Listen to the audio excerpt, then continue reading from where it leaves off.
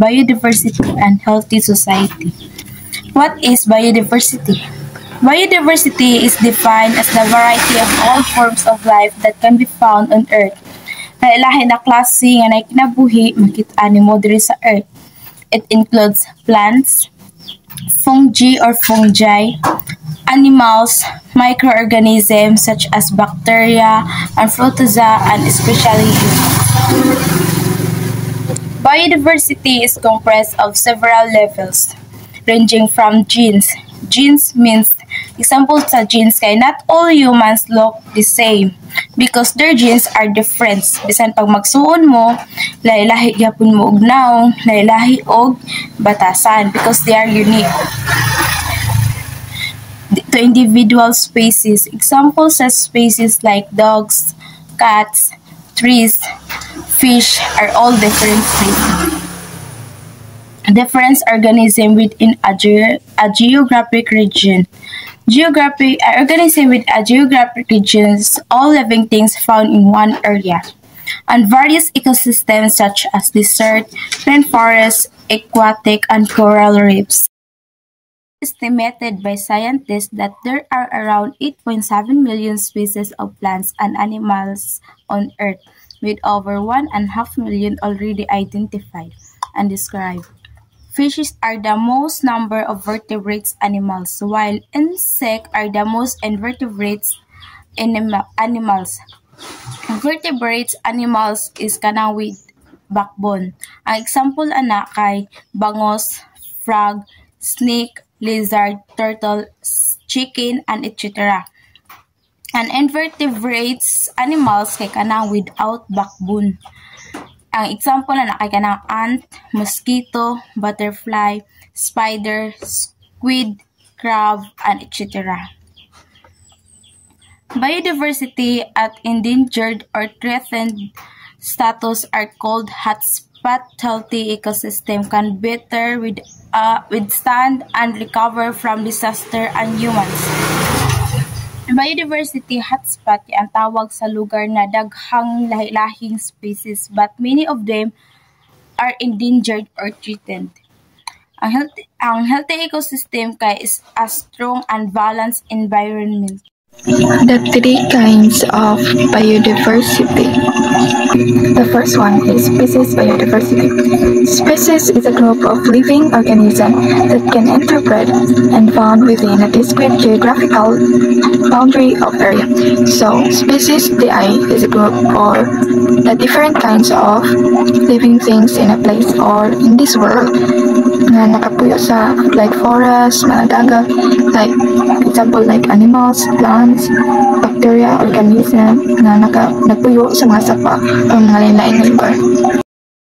The second one is genetic biodiversity. Genetic biodiversity is the variation within species as measured by variation of gene within a particular variety, subspecies, or breed. So it means na siya lang lain nga genes sa iyang species. Like, kanang genes means kung ano siya instruction o plano sa usa ka butang o sa usa ka lawas. Then, like maka-improve na siya sa mga balibo. Kaya galing genes ang kita, mga tao namin kay genes yun. Naging mausap na to, na ka nang ma-improve. Sa animals pa, ang ma-improve nila kay mga balibo, mga lawas, mga uban pa, example, kana galing mga iro. Di ba, laylay na sila balibo, laylay sila color, laylay sila kadaka. Inaana ang kuan sa genetic biodiversity. Then, ang genetic na word kay gikan sa genes mong genetic biodiversity. Third one is ecological biodiversity. So it is the diversity ecosystem, natural communities, and habitat within geographical area. So it means ecological biodiversity. Okay, this is about variety of natural homes and environments where living things live. So ang ecological is karang mga puyanan sa mga hayop like plants na namubuhi nila like mga yuta, mga hangin, Different ecosystem support different kinds of life. So, ang ecosystem, the meaning of ecosystem is mga lain-lain nga hayop, mga living things sa atong place. Like, kanang mabuhi sila. Like, sa butang pangabuan, buhi nga butang, kay mga tanong, mga germs, mga animals, nya ang dili buhi nga butang, mga hangin, kanang makapakuan na to, kanang makaginawata, mga tubig, mga yuta, mo ng mga ecosystem, mga animals, mo na sila, mo siya kita ecological biodiversity. In short, ang ecosystem is mga mo na siya ang balay sa mga plants, sa mga buhi nga butang, dili buhi nga butang. That's all. Thank you. Biodiversity is the biggest scale of biodiversity wherein within each of the ecosystem there is a great existence of species and genetic diversity. Nagpasabot sa nagkadaiyang klase sa mga ecosystem sa usa ka lugar, kini ang pinakadako nga level sa biodiversity sulod sa kada ecosystem. Daghan kay lain-laing mga species o lain-laing genus ang makita. Like example, hunahunaa nga naa kay lasang, dagat o kabukiran tanan sa usa ka lugar, kana nga lugar taas og ecological diversity. First, kabukiran. Naay mga kahoy, mga sagbot, mga hayop nga nagpuyo sa taas ug sa ubos. Taas. Naay mga balas, mga bato, mga isda o uban pa. Lasang. Naay nagkadaiyang klase sa kahoy, mga insekto, mga hayop o mga langgam, lain pang mga hayop. Vertebrates are the most diverse group of animals and have a worldwide distribution. Invertebrates refer to those animals without backbones, including insects, crustaceans, spiders, jellyfish, swans, scorpions, crabs, snails, clams, and squid.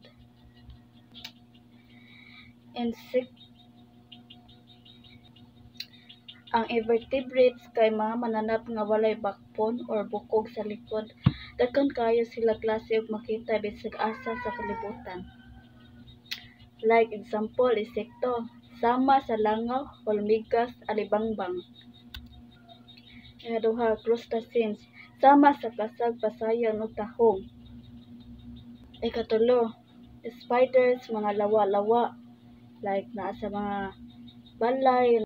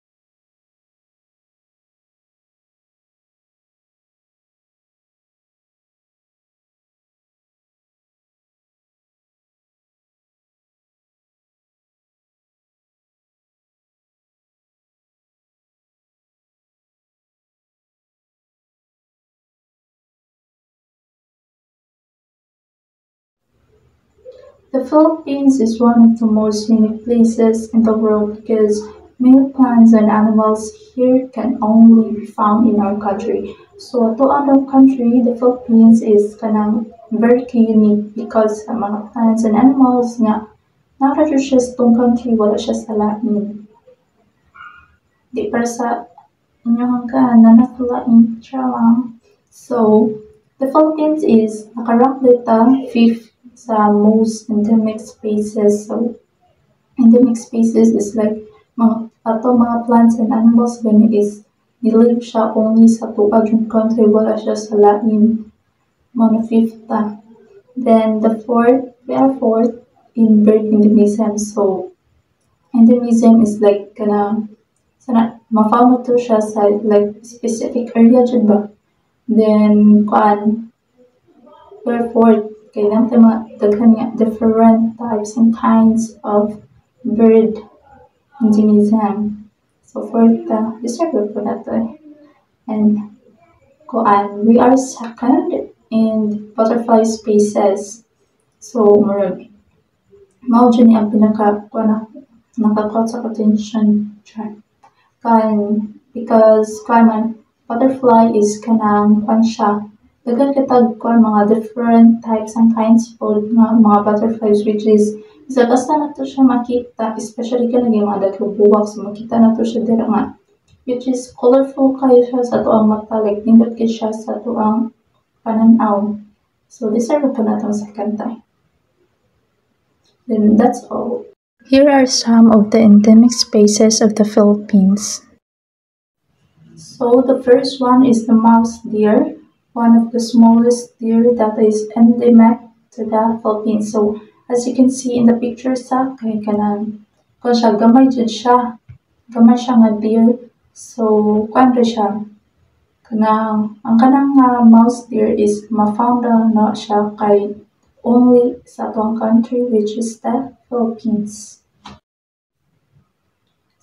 The second one is the sinarapan, or what we call Mystic Bees luzonensis, the world's smallest commercial fish, Guinness Book of World Records. So as you can see in the picture mo siya gurami. But dili siya na siya gurami, guys. Sinarapan na siya, guys. So ang kanang sinarapan, guys, is kanang siya the smallest commercial fish in the world, which is it is now endangered. So dili siya dangerous nga fish. Kanang siya sa pagkakaroon, ang population daw is kanang yellow daw. The third one is the tawulis, or the Sardinella tawulis. The commercially important Sardinella species usually thrive in marine environments, with an exception is Sardinella tawulis of the Philippines, the only known freshwater sardine.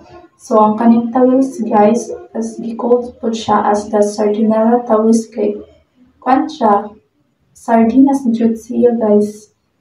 Then siya gi-called po siya as only freshwater sardine. Diba sana fresh? Then siya ang kaning tawulis is kanang rin siya, nagpuyo ra daw ni sila sa Taal Lake. So kung ginahan mo og tawulis at sa Taal Lake, sa Pilipinas. The fourth one is the tamaraw, or Puvalis menturensis. Di pala siya og kanang name bag. Kung sa tuwa pas Bisaya, baka ra na siya. So as you can see in the picture, baka ra na siya na.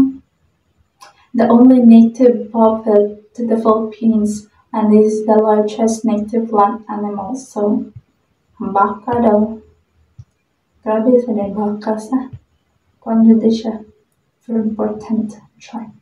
So ang tamaraw is kanang, or the baka sa Bisaya, kay kanang siya wild buffalo nga only kanang ma-found siya sa Mindoro, but sa pagkakaroon kay murag sagas siya na siya nakita, guys. Wala na siya sa Mindoro line, nananapos na siya lama.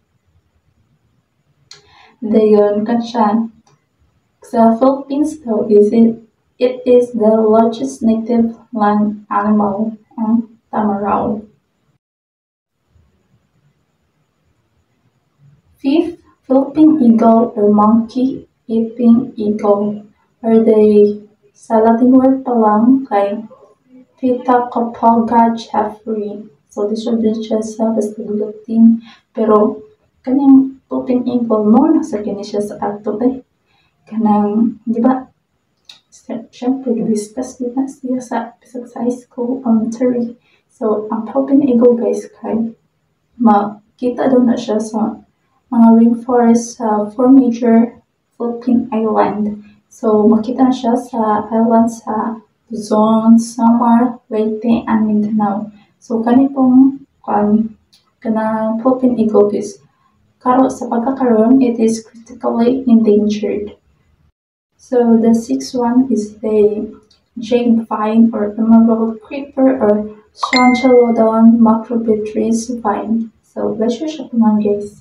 So it is a plant first discovered on Mount Makiling. So kani siyang jade vine kay kani siya ng plant ni siya sa kanang sana plant nga kung siya na-discovered siya dito sa Mount Makiling, and kung siya it is rare and endangered species. So kani siya nga jade vine it is rare daw kani siya. And then kung siya murag siya may pagka bright green or blue flower, as you can see in the picture. Ano siya. The last one, but not the least, is the Walling or Esmeralda sanderiana. Wala siya sa pangan, bisag-bisaya, orchid sa na siya.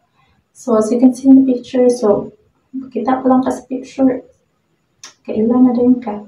So it is the Walling or Esmeralda sanderiana, the queen of the Philippine orchids. So queen of the Philippine orchids. So window shang orchids, then recognized as one of the most beautiful orchids in the world. So sa murag whole world kay kanang kwan siya daw ang pinaka-beautiful orchids. Then it is found in the primary forest of Mount Apo. So kung doon siya, nakita doon siya sa Mount Apo, but sa pagkakaroon makita na siya sa tungtukaran guys. Labi na yung mama, pagkita.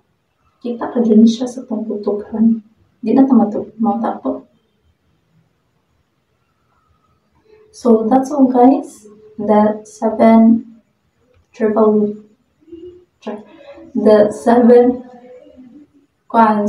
endemic species of the Philippines. Biodiversity is priceless, offers a wide array of benefits and functions. It allows us to live healthy and happy lives and provides food, clothing materials for shelter, and contributes to economy.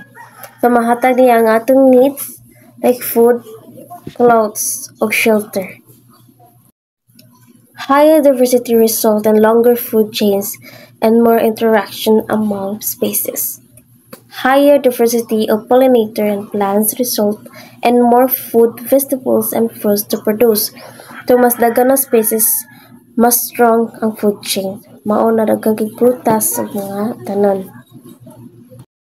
Biodiversity is significant in completing final breakdown and recycle of organic materials for remains of waste of organisms. It is substantial in providing oxygen for us to breathe. So, matabang na sa kalimpyo sa environment, fungi, bacteria, na mo-breakdown sa waste.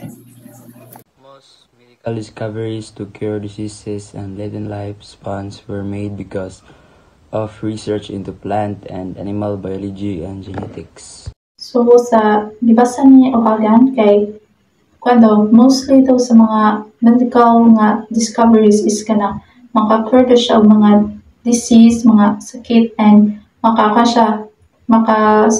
makapataas sa kinabuhi because sa kanang mga nag-research, mga scientists nga nag-research about kanang mga plants and animals biology and genetics where nag-research sila sa mga plants and animals nga how their body kung saan nila understand how their body works.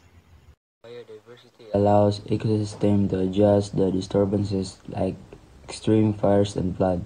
Genetic diversity helps species prevent diseases and adjust to changes in their environment. Genetic diversity plays an important role in the survival and adaptability of species. Sa gibasa ni kanang Ohagan kay ang biodiversity daw kay maka-help daw siya maka-recover atong ecosystem like mga disturbances like di ba mostly sa tuwa nga mga problems karon kay like mga sunog and floods. So ang biodiversity kay maka-help siya nga ma-recover atong ecosystem from kani nga mga problems. Then kanang because kanang tungod sa natin mga different kinds of plants and animals nga nasa tong area, the environment mahimo siyang kusgan or like kanang tuligin gani ina mas kuan siya kanang basta become stronger ato ang environment. Then next kaning genetic diversity, so makahelp sad siya sa itong mga species nga makasurvive sila. Then kuan siya kanang di ba namatay mga species, so natay mga ang mga species is na mga different traits or characteristics, so kuan siya it can better fight diseases and survive mga changes sa environment. Then na siya mga variety nga helps species to stay alive for kanang a long period of time ang tungod sa genetic diversity. So the genetic diversity is very helpful jud sa kanang atua. It helps an ecosystem. It helps in the maintenance and stability of water, functions natural irrigation, makes the soil permeable to rainwater, regulating and stabilizing water runoff. Forest areas buffer through or flood and regulate temperature and precipitation. It provides venue of development of wholeness of man through recreational, scientific, educational, spiritual, and aesthetic values. So, natural vegetation like forests and plants help keep water systems stable. Plants make the soil absorb rainwater better, which helps control water flow and prevents floods or droughts. Forests also help balance temperature and rainfall. The Philippines Biodiversity provides several ecosystem services. It provides food, water, energy sources, pharmaceuticals, biomass fuels, carbon sequestration, climate regulation, crop pollination, cultural and spiritual inspiration. So, the Philippines biodiversity gives us many important benefits. It provides us with food to eat, clean water to drink, and natural sources of energy. An ecosystem that is under stress or threatened will result in reduced individuals or reduced diversity.